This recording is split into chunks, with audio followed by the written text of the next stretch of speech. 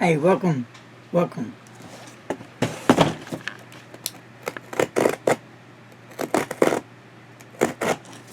I just got in a very, very important package today. Now, I'm going to open it and show you some of it, and then I will later do a full review of the pen. And this pen comes from Gold Spot Pens, and it really comes nicely packed, as all of their items come nicely packed.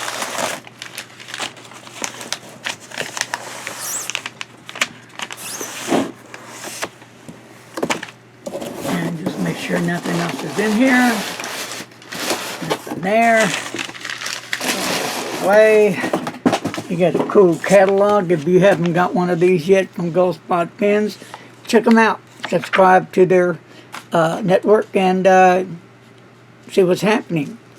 It'll go over all the pens they carry, and it'll tell you about what they carry and about the pens themselves. Pretty interesting stuff. And the receipt. Now let's open this up.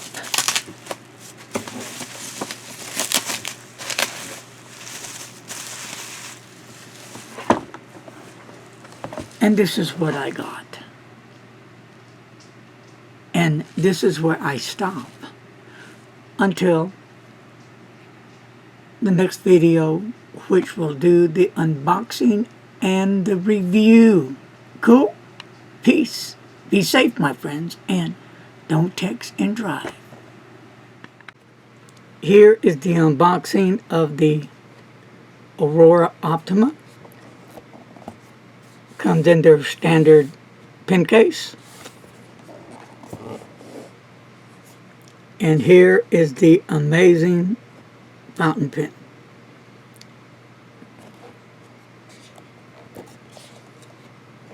And underneath it, you'll find the warranty book, the Aurora book that'll tell you about the pen stuff.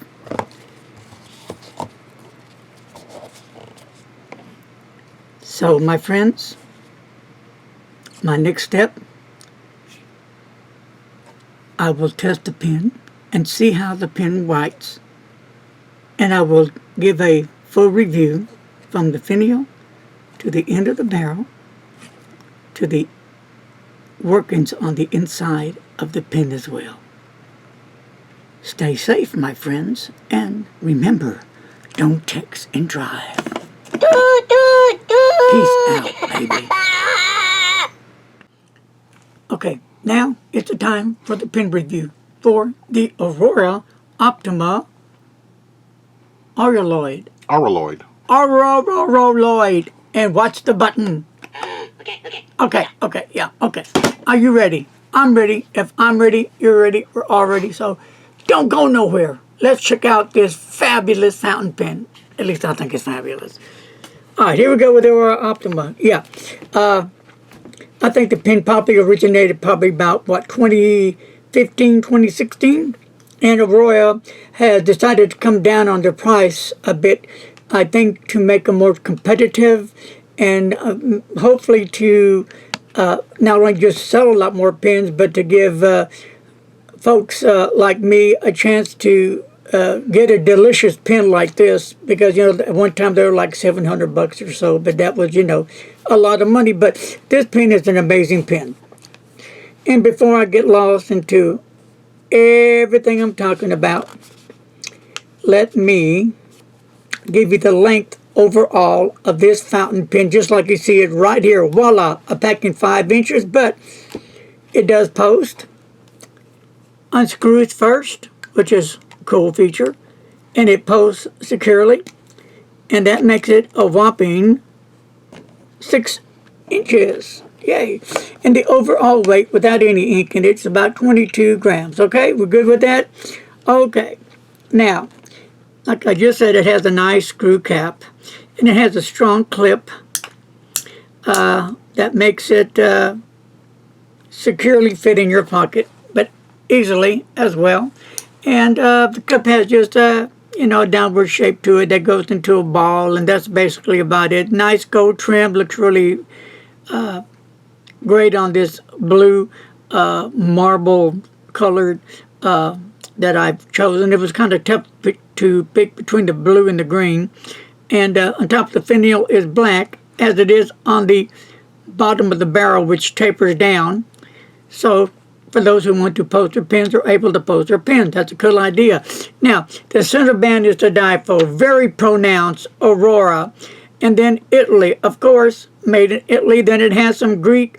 And just take a look at this crazy, good-looking, very pronounced center band that has that Greek meander, which stands for infinity or unity. Pick a choice, but that's what they put on there to define this pen, I'm thinking, because this pen is definitely one that, to me anyway, knocks my socks off. Love the pen. So, enough of the gabbing. So, it's a 14K medium nib. It is a piston filler, and materials resin. And like I said, that center band is just very pronounced with Aurora, and it has on the back Italy. Beautiful pen. I do love the gold trim. That's my favorite to have on pens. So, another cool feature on this piston filler is the window. This pen also has a hidden reserve and, of course, the ink window that would let you know if and when you're about to run out of ink.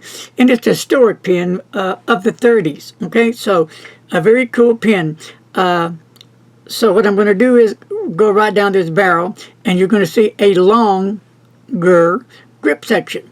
There is a slight step off, but being that the grip section is long enough for any size fingers, I doubt it very seriously if you're going to be having to hold your pen up way up here. Even if you did, you're not going to feel that slight step off. So plenty of room with this grip. And another great feature about this pen is the nibs. You can unscrew them, makes it easier to clean, and you can buy other Aurora nibs and change them out, like with that 88. You can change them out with, that's what I was told. So, nice piston filler, and right now I have it filled up with some Diamine Florida Blue. Nice ink. Anyway, so great fountain pen. It's a nice big size grip, and I like that big size grip because it gives ample enough room for my fingers, and it's I do on this pen, I do like to post my pen on my cap on this pen. It's very comfortable to write with and well balanced as well. And just a hit, I mean just a little bitty hit of grab on the paper, but very nice, smooth nib and a nice wet flow. If you know me, I don't like dry nibs. I don't like scratchy nibs,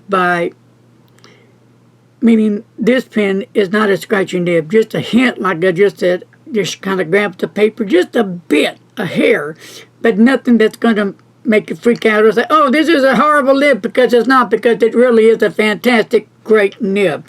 And again, just that slight step off, but like I said, it's higher up in the pen, so it's not going to be annoying. And, this pen does really well for long writing sessions. And I've had no problem with the pen whatsoever. Let's take a look at the feed. Well, it's already inked up, but it's a red ebonite feed, and the size of the nib is on the back of the feed. So that's kind of interesting. The whole pen in itself is an interesting, very well-made Aurora fountain pen. They put a lot of craftsmanship. They put a lot of pride making this pen. You can tell by the way it's looked. Just a stunning fountain pen. As you can see here, stunning. In the barrel, it does have Aurora made it in Italy and some other things that I cannot pronounce. They're in Italian, so I'm not even going to try to butcher it, but it's all there on the barrel. Very nicely done. A very nice, beautiful fountain pen. High end, middle end, low end. Going more for the high end still. But a well-worthy pen for any pen enthusiast collection. If you were thinking about getting this pen, I would tell you, thumbs up, it's a go. Great fountain pen, and you would be very glad you put this in your collection. When I look at this pen, automatically my eyes are bang right at that center band. It's very pronounced, Aurora. And you just flip it over and you see, bam, again, Italy. Love it, love it. And again, was I just look up that pen just for the heck of it because I can. I like that clip. It's just a nice little ball on the end that doesn't move or anything, but it just fits nice and secure in the pocket. And once again, this pen does have a piston filler. Okay, now, I really not into piston fillers. I'm not into back fillers. I mean, they're okay. I prefer a converter. Why is that? Well, because they're easier, for me at least, to keep clean. I can clean them easier, faster than a piston filler. But with the Aurora, with the nib, how they made it where you can unscrew it, that makes it a whole lot more simpler and less time consuming to clean out this fountain pen. And that's where I'm at on this pen. So again, this is the Aurora Optima. A beautiful pen, just a great tool to write with. Short, long writing sections. It makes no difference. This pen will adapt to your hands and you're going to love using this pen. And what else can I say about it? Well, let's see. Oh, I'm going to be asked, where did you buy the pen, Larry? Well, I bought this pen from Gold Spot Pens. Yep. And I'm glad I did. It took me a while to push that button because we're not talking peanuts here. We're talking about some major bucks. So, when we talk major bucks and I have to do major thinking, well, I can't major think because I'm not all rightly here on this planet, but I don't care because this pen is a dynamite, baby, really. I'm excited, yeah. I get pumped up, I get geared up because, fountain pens is my game. I love them that much. God knows I love fountain pens. I just don't get on here just to jab my lip. Nope. I get on here to help spread the word about fountain pens. For real, on the real side now, let's tone it down. Folks, if you drop down that rabbit hole and you don't know which direction to go, fountain pens can be very confusing. You don't know where to go, left, right, up, down. You're going to just stagnate right there and confused. What do I do? So you're kind of thinking, well, there's no way I can afford a high-end pen. And that's what I thought as well. But if you thinking about getting a high-end pen, you need to start saving. It might take a while, but it'll be worth your while to save for your favorite high-end pen. But you want to make sure you get the right high-end pen for you because, you don't want to waste your money on something that you're not happy with, right? So first of all, if you have a pen show coming up in your area, I suggest very strongly that you try to make it and try to look for a fountain pen that you're interested in and see if the vendor will let you hold the pen, not steal it because they're watching. Hold the pen, see how it feels, see if it's going to be to your liking, and see if you can be able to write with it. Another thing, if you do plan to go with this pen or any high-end pen, you don't want to let people start borrowing your pens. Hey, can I borrow your pen? I need to write something. Always carry a different pen or a ballpoint, gel point, rollerball, whatever it may be, because you don't want the chance of your beautiful, adorable fountain pen for anything to happen to it. At least I don't. And that's what I do. I always carry an extra fountain pen, a lower level one, and I always carry a rollerball as well. So that way, I'll let whoever needs to borrow a pen use it. But I always want to get it back. But anyway, not trying to be a snob, but, these kind of pens, well, they aren't given away, at least not to me. But another way, if you're thinking of upgrading, you're a beginner, and you've tried numerous low-end pens, and you really know that the fountain pen disease has spread through your veins. Oh! It does happen, and it will happen. So then you're thinking about taking it up about 4 notches. Well, this would be a pen I would recommend. Is it my favorite pen? No. It's one of my favorite pens. What can I say? Magnifique. Well, folks, I'm going to leave you with this today.